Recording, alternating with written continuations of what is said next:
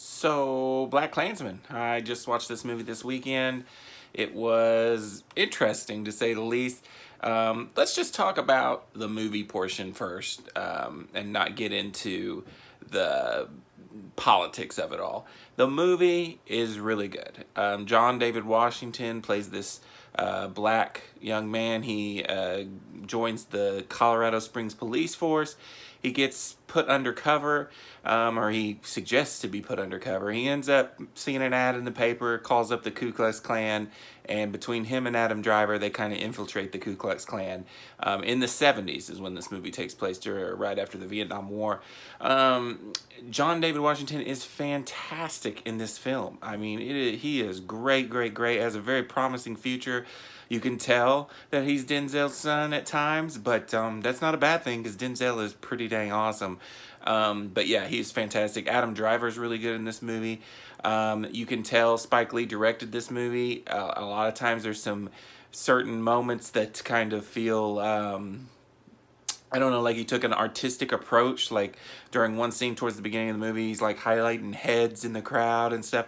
Sometimes it feels a little weird. Sometimes it's really cool. And really interesting to see. Now, like I said, performances were great. It's a drama with some comedy moments, but it puts you in weird situations where, you know, oh, that's funny, but should I laugh at that? Because it was uncomfortable at times. And then with a Spike Lee movie, it's, you know, he's got an agenda. He is telling it, you know, a certain way. And for the most part, I think it really was really well done. There are particularly having to do with police, because he plays a police officer, and the girl that he's trying to date in the movie is very against police, calls them pigs and stuff, and he's like, don't call them pigs, I don't like to call them pigs. He's like, I'm trying to take them down from the inside, and he's like, not all cops are racist. And I like that, you know, Spike Lee went out of his way to show both, you know, to show both sides of that situation. There was really only one bad cop in the police force for this movie anyways. And the rest of the cops were generally, you know, on Washington's side for this movie. So I will say the thing that bugged me the most about it was the weird attempts to try and tie Trump to the situations. This movie takes place in the 70s, and it's weirdly trying to, you know, put words in the David Duke's,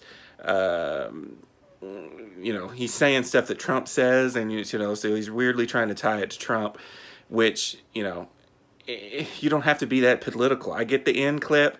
I still don't know how I feel about the end clip 100%, because I get what he was trying to do. You know, racism still exists. This thing happened. He wants you to talk about it after the end of the movie. But, and as a white person and as a, you know, as a not super political person, I'm not going to get into it. I will just say the movie as a whole was very entertaining. Well, mostly it was just very educational. It was a good movie, had a lot of drama, kept you on the edge of the seats lots of times. It does have some pacing issues.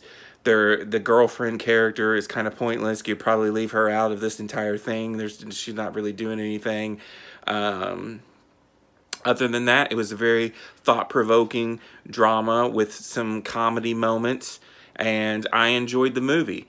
With, you know, I'm going to keep my politics out of it for the most part, and say that it was good. And John David Washington has a very promising career. Adam Driver was great, and I'm going to give BlacKkKlansman a 4 out of 5.